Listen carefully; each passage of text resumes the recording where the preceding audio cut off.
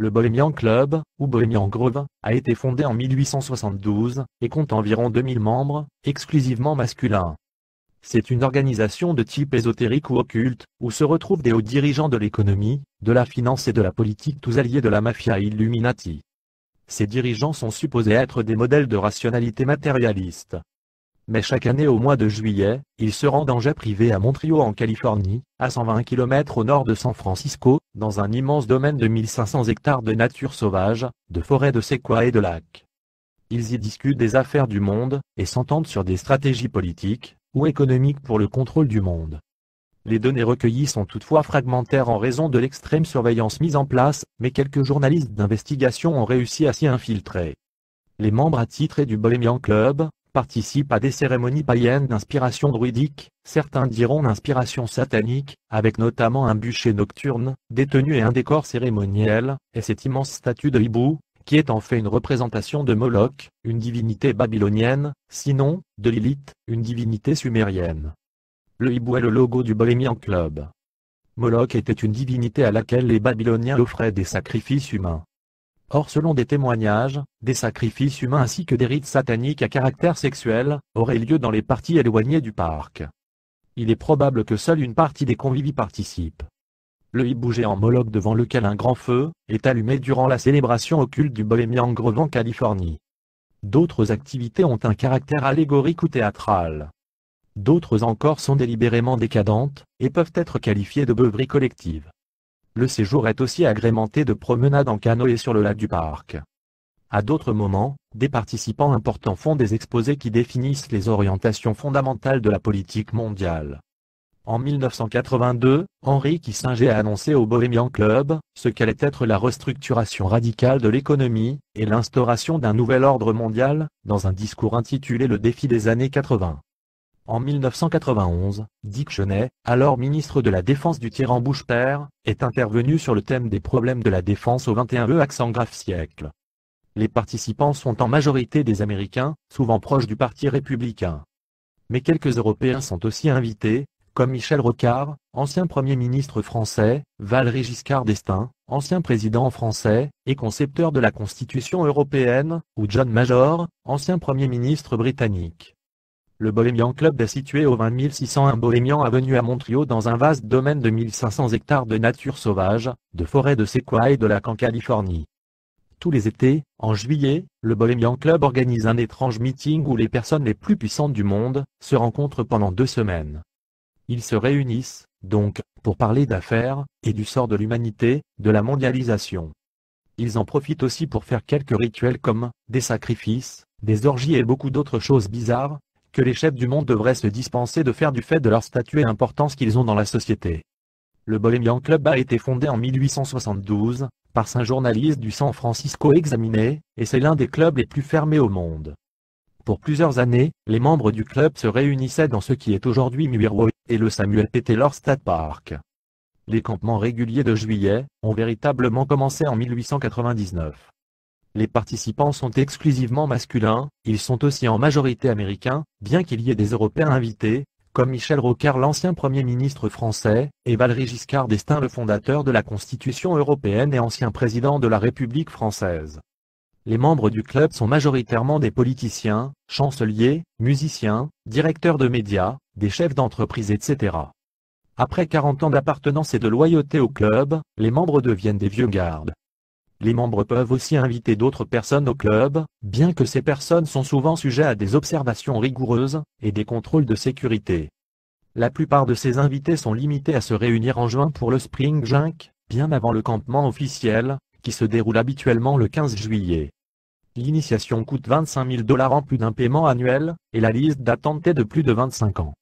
Le slogan du club est We having spider come nowhere, araignée tisseuse ne venez pas ici, faisant référence aux propositions de business par des personnes venant de l'extérieur du club. Bien qu'il existe des évidences dénonçant des activités politiques et économiques à l'intérieur du club. Le club est fameux pour avoir développé le projet Manhattan lors d'un meeting en septembre 1942, qui amena subséquemment à la bombe atomique.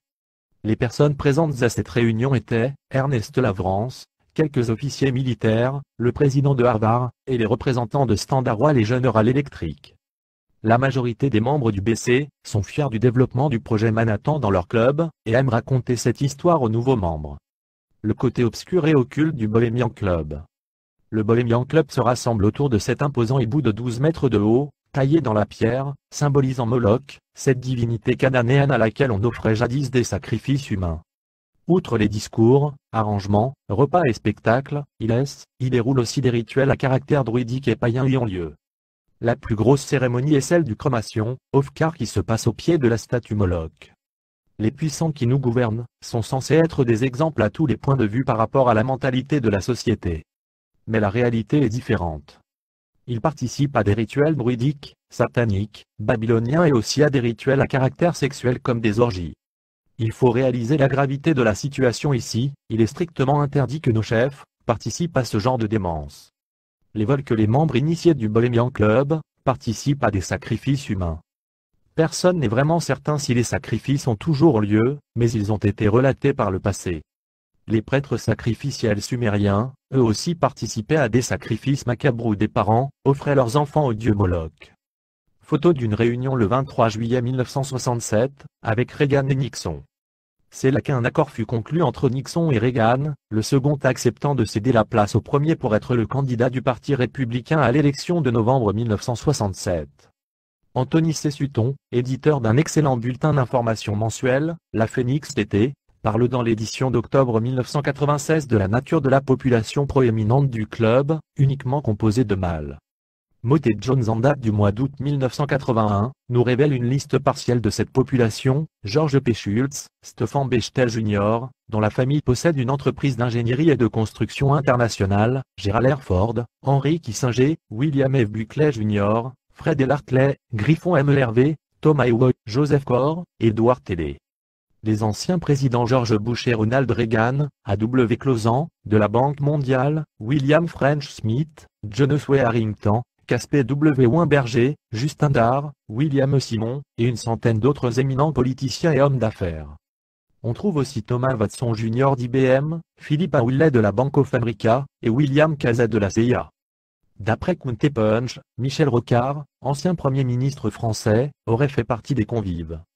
Le magazine Maclean en date du 23 mars 1981 précisait que chaque été, pour 3 week-ends, presque 2000 membres, en compagnie d'invités, se hâtaient de rejoindre le lieu sous haute protection situé près du hameau de Montrio.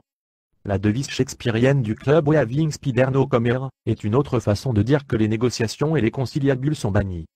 Ce mot d'ordre est largement ignoré, tant au niveau financier que politique. Alors que cette classe souveraine satanique ne laisse que rarement filtrer les détails des accords qui sont passés en ces lieux, quelques importants, tels que la promesse de Ronald W. Reagan Richard M. Nixon de rester hors de la course présidentielle en 1967, aidèrent à façonner le destin tragique de l'Amérique. En 1991, dire que Matisson infiltra à 3 reprises le rassemblement avec l'aide des activistes du Bohemian Grove Action Network. Il fut témoin d'un discours sur les armes intelligentes tenu par l'ancien secrétaire à la marine sous le règne de Reagan, John Leman, qui a déclaré que le Pentagone, autre symbole du satanisme, estimait à 200 000 le nombre d'Irakiens tués par les diables des États-Unis et leurs alliés pendant la guerre injuste de Golfe. Il est dit que le projet Manhattan, qui fut le fer de lance de la bombe nucléaire qui endeuilla Hiroshima, a été conçu lors de la réunion du Bohemian Club en 1942. Le caractère satanique de ces réunions se confirme puisque le tyran George Bush a parrainé son fils en 1999 à un rassemblement où l'on retrouvait aussi l'actuel secrétaire d'État, Colin Powell, et que, à la session 2000, le vice-président Dick Cheney de l'administration Bush Jr. était présent. Dans le même cadre, en 1994, un professeur de sciences politiques de l'Université de Californie prévint des dangers de la mixité culturelle d'Afrique centrale et de la perte des frontières familiales. Il a déclaré que les élites basées sur le mérite et la compétence sont importantes pour la société. Toute élite qui manque de se définir elle-même sera vouée à l'échec, nous avons besoin de limiter de valeurs fixes et claires. Il conclut que nous ne pouvons pas permettre aux masses non qualifiées de mettre à exécution des programmes politiques, et que les élites doivent établir des valeurs qui peuvent être traduites dans un pouvoir standard. Des comportements déviants.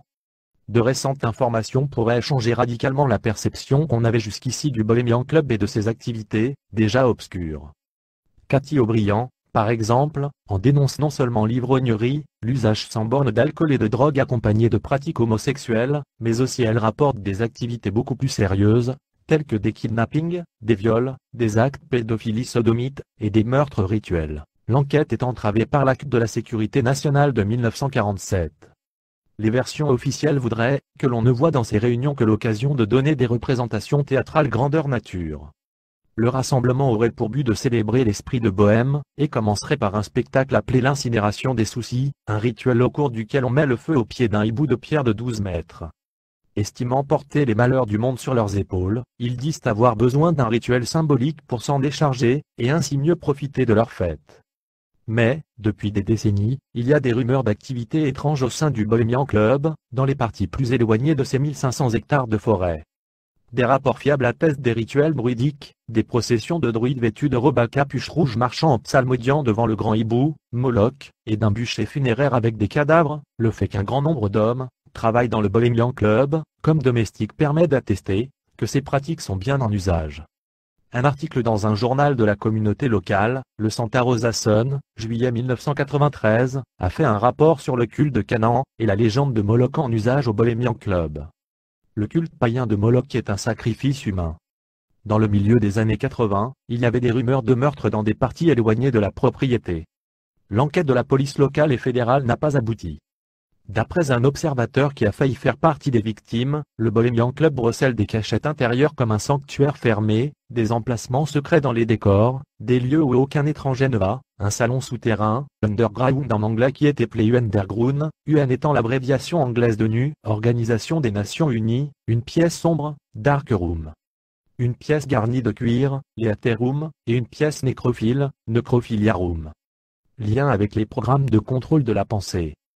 Cathy O'Brien, dans son livre Transformation au Fabrica, The True Life Story of a CIA Slave, dénonce les pratiques obscures des esclaves d'un âge avancé, où avec une programmation défaillante, ont été assassinés selon un rite sacrificatoire, au hasard, sur les terres boisées du Bohemian Club, et j'ai senti que c'était seulement une question de temps jusqu'à ce que ce soit mon tour. Cathy O'Brien et sa fille de 8 ans, étaient sujettes à un programme de contrôle de l'esprit impliquant l'armée américaine, la CIA, la NASA et d'autres agences du gouvernement américain.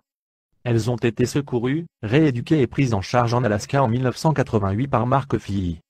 Elles étaient victimes d'opérations de programmation du contrôle de l'esprit par traumatisme. Ces opérations sont connues sous le nom de Monarch Programme.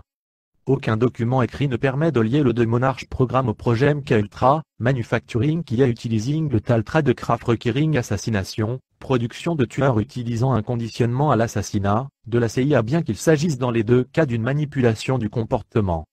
À l'image de Cathy O'Brien, de nombreux autres rescapés de ce programme, témoignent tels que Cass Sullivan, qui révèle que plusieurs personnes entraînèrent, conditionnèrent puis brisèrent ma volonté et ma psyché, et me programmèrent à différents états altérés. Les états altérés sont des personnalités différentes, qui sont créées indépendamment les unes des autres dans le même corps. Ces personnalités, ces altères, peuvent être réactivés à volonté pour faire effectuer des tâches spécifiques à la personne programmée. Les déclencheurs de ces altères peuvent être des tonalités téléphoniques, des comptines, des dialogues de film ou des signes de la main. Lorsque le déclencheur est perçu par la personne programmée, cette dernière se met à exécuter le plan qu'on lui aura préalablement inséré dans l'esprit à l'aide de drogue ou d'hypnose. D'une seconde à l'autre, un citoyen inoffensif préalablement programmé va inconsciemment changer de personnalité grâce à un déclencheur, et pourra devenir un assassin en puissance. Cass Sullivan pouvait être soit au service sexuel d'hommes et de femmes, garde du corps, assassin ou encore utilisé pour libérer des otages selon le déclencheur employé. Le comportement des parents et arrière-parents de Cass Sullivan nous ramène directement aux événements censés se passer dans la forêt du Bohemian Club. Mon père fut celui qui m'en fit subir le plus. Il le fit par la terreur. Il le fit par la torture. Son père était un druide gallois, qui avait été vendu enfant à un capitaine qui l'amena aux États-Unis. C'est du moins la mentalité de ma famille, l'esclavage des enfants est admis. J'ai entendu cela des membres les plus vieux de la famille. Ils ne l'ont jamais nié. Mais mon grand-père était également un druide clandestin. Je suis sûr qu'il avait amené cette religion avec lui du pays de Galles. Une des choses qu'il faisait était d'aller dans le cimetière voisin déterrer des cadavres, les ramener dans la cave, et s'amuser avec. Il faisait aussi parfois des rituels de nuit dans la forêt durant lesquels il sacrifiait des bébés. Cass Sullivan parle de son milieu d'origine, comme d'un mélange réunissant une soumission à l'élite de génération en génération, et un comportement relié au satanisme. Brice Taylor était un mannequin présidentiel, dont la programmation consistait à avoir des relations sexuelles avec les présidents, comme elle le révèle dans son livre Starshine, One Woman Valiant Escape from Mind Control, comment une femme a courageusement échappé au contrôle de l'esprit.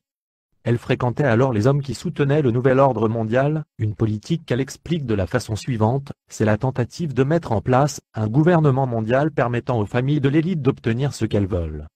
Leur croyance était que la planète était surpeuplée et que quelque chose devait être fait, une guerre psychologique et biologique. Ils considéraient le contrôle de l'esprit comme un outil, leur atout-maître, une chose vraiment différente qui pourrait agir comme une arme invisible. Ceux qui dirigent toutes ces manigances sont en fait un groupe d'hommes qui se tient au-dessus de Kissinger et des Rockefeller. Ils ont été configurés génétiquement de façon à posséder différentes capacités à diriger. C'est eux, en fait, qui prennent les décisions. Henry Kissinger, Brice Taylor et Bob Hope, tous des contrôleurs. Ted Gunderson prit sa retraite du FBI en 1979, alors qu'il dirigeait le bureau de Los Angeles dans lequel 800 personnes étaient sous ses ordres. Il fut ensuite détective privé et consultant en sécurité. En 1993 il déclare « Au cours des années j'ai rassemblé des données. Jusqu'il y a environ 2 ans, j'ai continué à dire qu'il y avait un réseau clandestin à l'œuvre dans ce pays, impliquant la drogue, la pédophilie, la prostitution, la corruption, etc. Depuis l'approfondissement de mes recherches, je suis convaincu que c'est beaucoup plus sérieux. Plus qu'un réseau clandestin de relations, il s'agit d'une réelle conspiration. » Quelques membres du Bohemian Club David Rockefeller, Illuminati, grand banquier, et membres du groupe de Bilderberg, du CFR, de la commission trilatérale, entre autres. Nelson Rockefeller, grand banquier, et membre du CFR, et de MAGI, ou MJ12 entre autres. Très lié au lobby militaro-industriel américain, c'est lui qui a placé au pouvoir les pantins de Nixon et Kissinger. Henry Kissinger, ancien ministre des Affaires étrangères de Nixon, et membre du groupe de Bilderberg, du CFR, de la commission trilatérale, et de MAGI, ou MJ12 entre autres.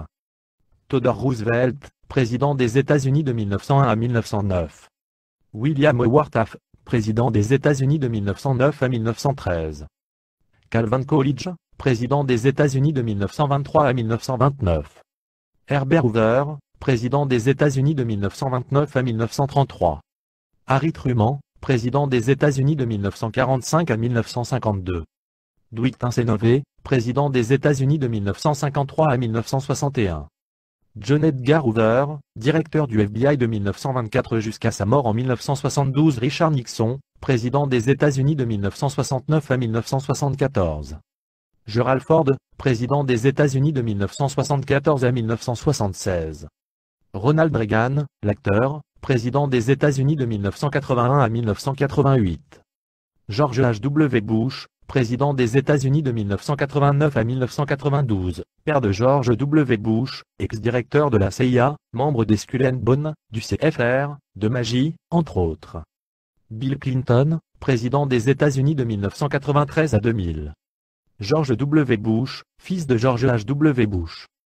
Président des États-Unis de 2001 à 2008, membre des Skull and Bones. Jeb Bush, frère de George W. Bush, et gouverneur de Floride.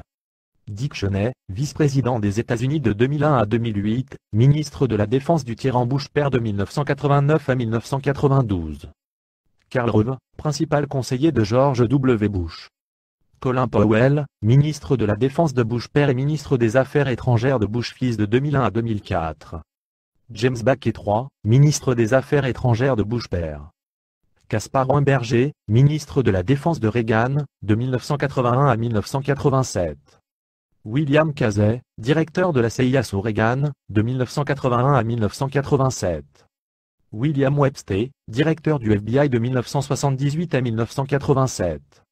George Shultz, ancien ministre des Affaires étrangères de Reagan, ancien ministre de la Défense de Bush père, membre du CFR.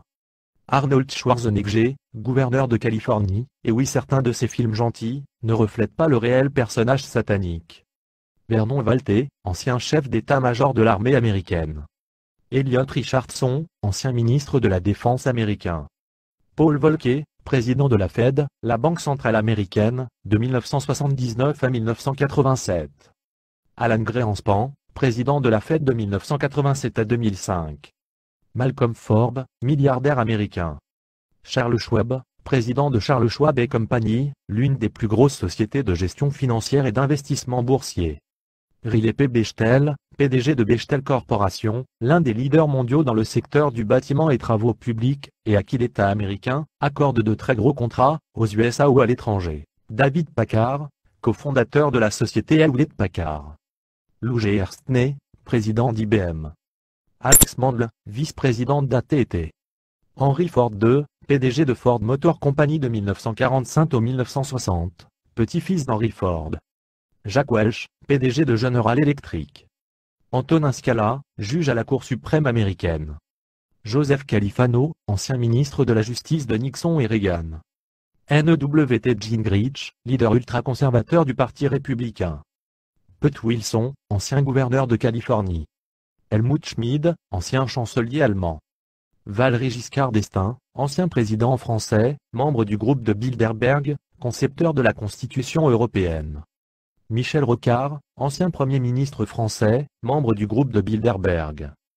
Tony Blair, Premier ministre britannique de 1997 à 2007, également membre du groupe de Bilderberg. John Major, Premier ministre britannique de 1990 à 1997. Prince Philippe Mountbatten duc d'Édimbourg, époux de la reine Elisabeth II. James Wolfenson, président de la Banque mondiale de 1995 à 2005, ancien banquier, diplômé de Harvard. Ferdinando Salo, dernier gouverneur de Hong Kong. Lee Kwa Niègre, Premier ministre de Singapour de 1959 à 1990. Miguel de la Madrid, ancien président du Mexique. Édouard Télé, père de la bombache américaine. Walter Cronkite, journaliste vedette de la chaîne CBS. Francis Ford Coppola, cinéaste, réalisateur de Godfather de Mantia Apocalypse Now. Frank Borman, astronaute. Neil Armstrong, astronaute. Alexander Shulgin, chimiste moléculaire, inventeur de l'ecstasy et de plus de 200 autres substances psychédéliques, génératrices d'états modifiés de la conscience. Charlton Heston, acteur, et président de l'ANRA, National Rifle Association, le lobby américain des propriétaires d'armes à feu. Clint Eastwood, acteur. Bono, chanteur du groupe U2, par ailleurs participant assidu du World Economic Forum de Davos. Le culte du Moloch. Dans l'ouvrage du sataniste Aleister Crowley, Magic in Theory and Practice, on découvre que pour les plus hauts travaux spirituels on doit choisir une victime ayant la plus grande et la plus pure énergie. Un enfant mâle d'une parfaite innocence, et d'une haute intelligence est la victime adéquate la plus satisfaisante. Gunderson précise que nous parlons là de sacrifice humain. Aleister Crowley dans de la Voice for All conseille que tous les enfants soient, dès le plus bas âge, accoutumés à assister à tout type d'actes sexuels, ainsi d'ailleurs qu'au processus de la naissance, de peur que le brouillard du mensonge et du mystère n'impressionne leur esprit, ne contrarie et ne fausse leur système subconscient de symbolisme. Notre travail est par conséquent historiquement authentique, il s'agit de redécouvrir la tradition sumérienne.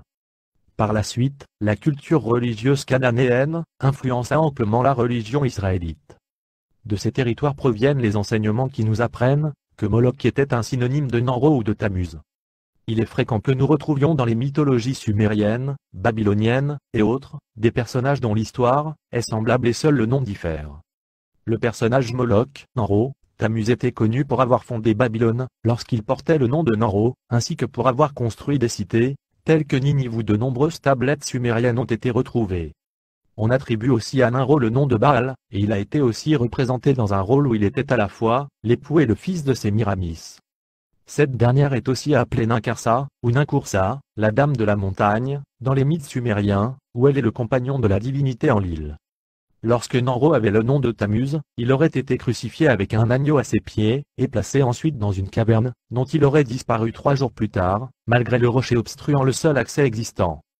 Cette histoire est similaire à celle de mythes égyptiens, indiens, chinois, asiatiques ou encore à la résurrection de Jésus au jour près. Ces cultes ont été basés sur le sacrifice humain. La religion cananéenne est supposée être un dérivé de la religion babylonienne, elle-même provenant de la théologie sumérienne dont nous avons vu l'interprétation qu'en fait de Sharia Sitchin. Par la suite, la culture religieuse cananéenne influença amplement la religion israélite. De ces territoires proviennent les enseignements qui nous apprennent que Moloch était un synonyme de Nanro ou de Tammuz. John Milton dans Le Paradis perdu décrit Moloch de la façon suivante: d'abord s'avance Moloch, horrible roi, aspergé du sang des sacrifices humains, et des larmes des pères et des mères, bien que accent circonflexe cause du bruit des tambours et des timbales retentissantes, le cri de leurs enfants ne fut pas entendu, lorsqu'à travers le feu ils passaient à l'idole grimée. Ces sacrifices d'enfants se poursuivaient encore par le biais du rituel celtique Beltane accompli par les druides en Grande-Bretagne le 1er mai. David Icke nous apprend que le mot druide pourrait tout aussi bien venir du gaélique druid signifiant un homme sage ou un sorcier, mais il peut venir du mot irlandais druid qui signifie homme des chênes. Le druidisme des îles britanniques était simplement un dérivé de la sorcellerie satanique et de la magie de l'Égypte ancienne. Les mystères druidiques de Grande-Bretagne, d'Irlande ou de France étaient enseignés à l'orée des bosquets. Les réunions du Bohemian Club se tiennent en un lieu appelé le Bohemian Grove, bosquet bohémien, et les photos nous montrent la densité et la majesté des arbres du lieu.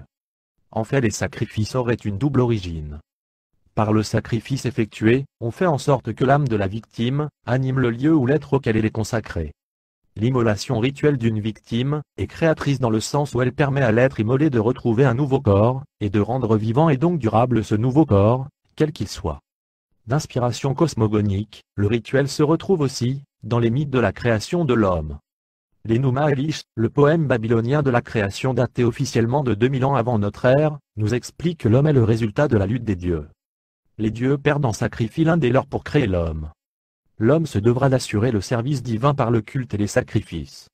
Il assumera en fait la faute et le châtiment des dieux perdant à leur place. Dans la tablette 7 de l'Enuma Elish, on peut lire en caractères cunéiformes, maître de l'incantation sacrée, qui ressuscite les morts, qu'il eut pitié des dieux enchaînés, débarrassa les dieux, ses ennemis, du joug imposé, et, pour les sauver, créa l'humanité. Le dieu sacrifié, Kingu, paraît alors devant son bourreau, là, qui lui tranche les veines et, de son sang, crée l'homme. L'homme n'est donc pas à sa naissance un être innocent et pur puisque coule dans ses veines le sang d'un dieu coupable et condamné. L'homme assume le châtiment d'un crime qu'il n'a pas commis tout en étant créé pour le service divin. Mircea Eliade, 1907-1986, élargit le domaine d'action des actes rituels. Ce n'est pas seulement le cosmos qui prend naissance à la suite d'une telle immolation, ce sont aussi les plantes alimentaires, les races humaines ou les différentes classes sociales. Plus en avant il écrivait, l'Enuma Elish nous révèle donc comment, à partir d'une réalité préexistante, larvaire et chaotique, a été créé notre monde. Le mythe du combat entre un dieu champion et un dragon est attesté dans le Proche-Orient, en Grèce et dans l'Inde. Leur signification diffère de celle de l'Enuma Elish, et varie d'un cas à l'autre tout en restant fondamentalement solidaires. Un certain nombre de mythes et légendes, narrant la lutte d'un héros venu de l'étranger, et le dragon maître absolu d'un pays, expriment le conflit entre les autochtones, ou les représentants de l'ordre ancien des choses, et les envahisseurs victorieux qui finissent par fonder un nouvel ordre, nouvel État, nouvelle dynastie, nouvelle organisation sociale, etc. D'après de nombreux témoignages et des preuves vidéo, il semblerait que les personnalités qui prônent l'institution du nouvel ordre mondial mettent tous les atouts de leur côté en faisant usage de rituels sacrificatoires visant à faire vivre leurs projets. Tous ont un dénominateur commun, vénération du Moloch. La famille tyrannique Bush fait partie de cette société secrète depuis 3 générations maudites. Chaque année, 15 nouveaux membres sont initiés. L'imagerie du rituel est centrée sur la mort, une injonction est faite aux initiés, qu'ils doivent mourir au monde barbare, et renaître à la compagnie élyséenne des élus de l'ordre, comme ils l'appellent. Inlassablement le mantra qui déclenche le rituel est répété, le pendule égale la mort. Le diable égale la mort. La mort égale la mort. Il ne s'agit pas d'un rituel de fraternité quelconque, mais d'un rite d'initiation de ce qui est la plus puissante société secrète du monde, dont les membres sont les familles les plus hautes placées de l'establishment des USA. C'est une cérémonie d'initiation qui a forgé des diplomates, des nababs des médias, des banquiers, espions, entrepreneurs. Il faut compter l'intégration d'environ 800 personnes par génération. Inventée il y a plus de 150 ans, la secte reste toujours le cœur du cœur de l'establishment américain.